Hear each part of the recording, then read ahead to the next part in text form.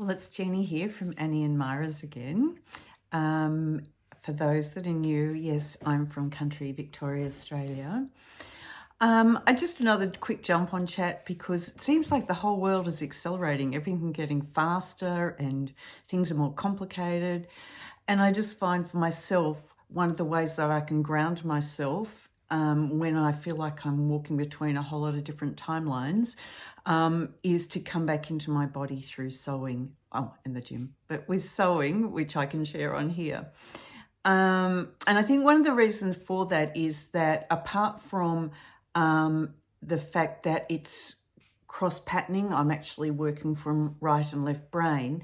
There's a lot of sensory issues, sensory stimulation as well. Yes, there's a lot of colours and textures.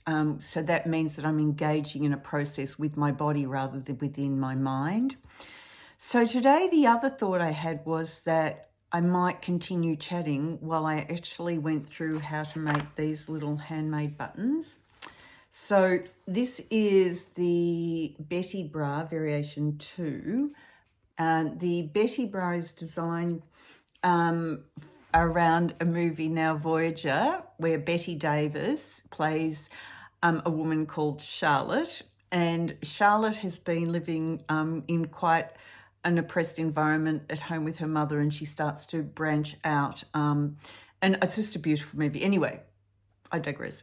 The main thing I'm trying to bring across here is that Variation 2 has all these extra layers with the bind and the piping and the buttons. And most of all of that is now shared on my YouTube channel on how to do the cups. I haven't quite finished. I've done up to where the lining is attached. So if you want a bit of slow sewing, you can go through that on my YouTube channel. But today I thought I'd go through how to do the handmade buttons because that's a really slow sewing process that allows us to wind down, to breathe, and to come back into self. So, and while we're on slow sewing processes, the other thing I thought I could go through is how to make these little silk flower pansies. They've also got in the center these little gorgeous little Swarovski crystals. And again, this one was designed around the movie Now Voyager for Charlotte, who is played by Betty Davis. This actual, the bit with the tulle and the flowers was based for that movie. But this actual pattern I wanted to talk about now is actually the Vivien bra. So the Vivien bra was one of my earlier patterns, and the reason I'm bringing that up is a lot of people who are new to bra making may not realise that it's actually a partial band bra, of which I don't think there are that many partial band bra patterns, which is actually one of the reasons I also made it. It's called the Vivien bra because it's based a little bit loosely around Vivien Leigh when she played Scarlett O'Hara in the movie Gone with the Wind. So this is variation 1, which is the base variation. Now, with a partial band bra, the difference is that the band doesn't go fully across the cups. So you can see the band is in parts. It's partial to here and there's a separate part there, which is quite different from a full band bra where the band is continuous across the cup. So coming back to the partial band bra, the other reason that's different is that means on the inside, our channeling is turned inwards, whereas on the full band bra, you can see the channeling is turned downwards. And so there's a completely different method for drafting both of those bras. With this partial band bra, I did go to a lot of incredible detail on the construction so that I hope that it was quite easy to follow in the instructions. And it also has a separate power bar. And also I've gone to a lot of detail in the instructions to prevent that double boob effect that you can sometimes get because I've used that power bar in a woven fabric. Now, the other thing is there's another variation with the Vivien, as most of my patterns, there's always a couple of variations. So this is variation 2, which you can see has a front opening closure.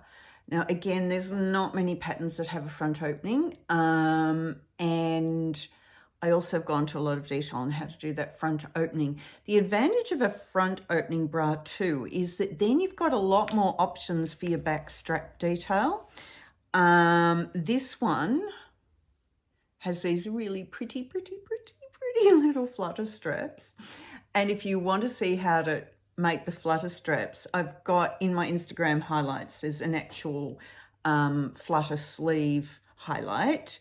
And those that are new to Instagram, highlights are when you go, if you scroll down below the bio, you see all these buttons along the bottom there, and I've got all sorts of highlights on how to do all sorts of different things on my highlights.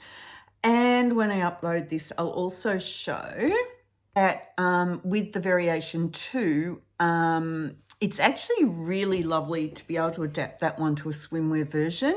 And I've got a tutorial on how to do that, which is in my Instagram highlights, and I'll share the post that links to that too for those that are interested. So moving on down to the table,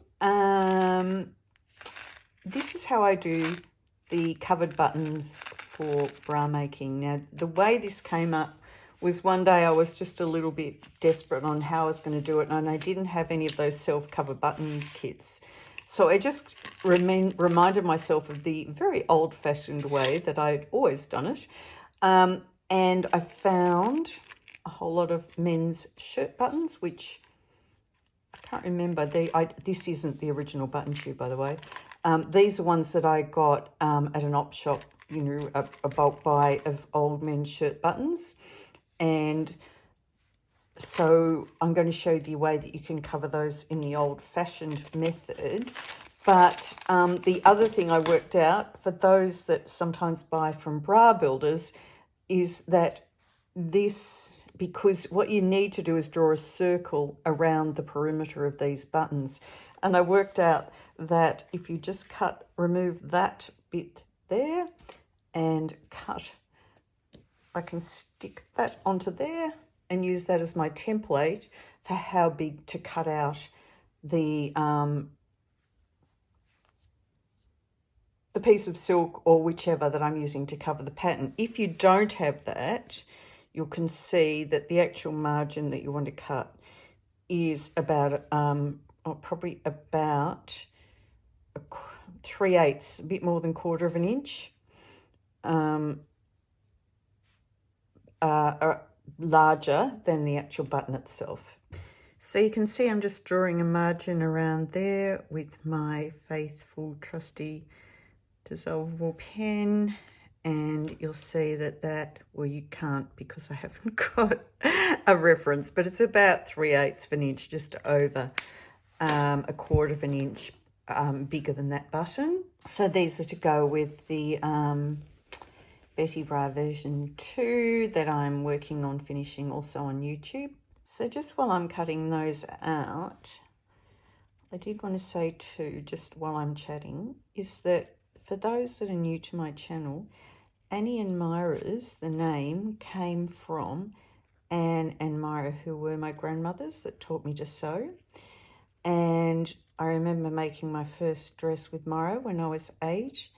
And one of my favourite things was to share time with my grandmothers in the process of sewing. And that, I guess, is a tradition that I think I'm trying to share too through my channel. Just think that one-on-one engaging with people is a really important thing, especially the pace of life these days. Just being able to share time with somebody while we engage in a process. Had a lovely time with a friend on the weekend. I think that one-on-one sharing is just one of the most precious things. Whoops, and while I'm doing that, I've gone off and you can't see me.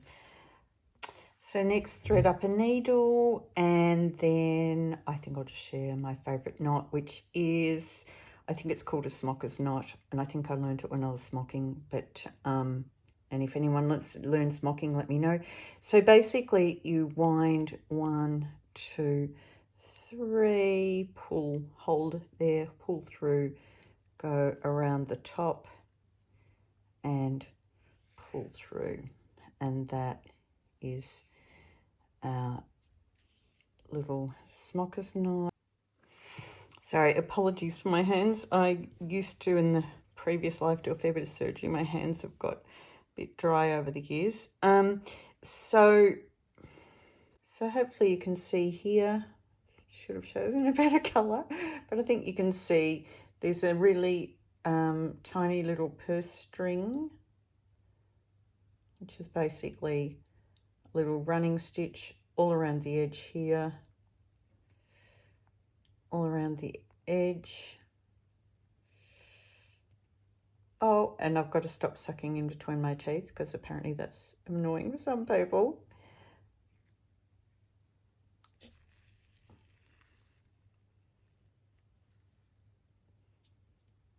And you can see here, I'm going, it's a bit harder to do under the video, but I'm nearly there. So I'll come back to you when I've got to the end. So now I've got to the end there, and then I'm going to grab that button and pop that in through there, pull up that purse string, pull it up,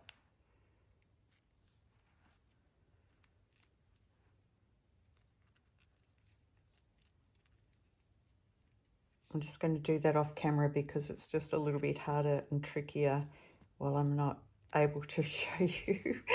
Yep, sorry, pulled up that purse string and then gone around here, just again doing some more stitches to catch that around the perimeter.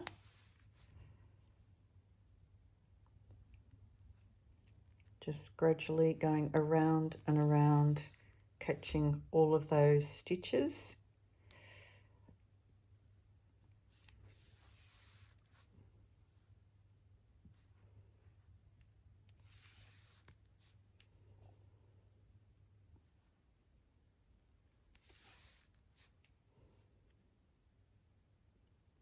Hopefully you can see what I'm doing here.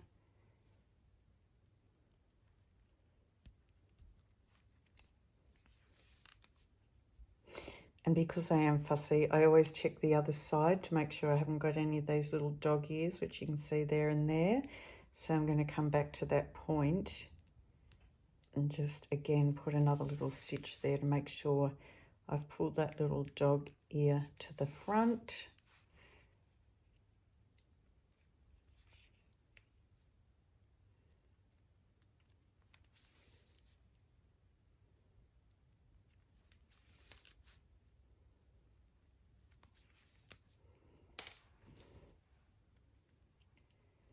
And one more dog ear to get, and then we're done.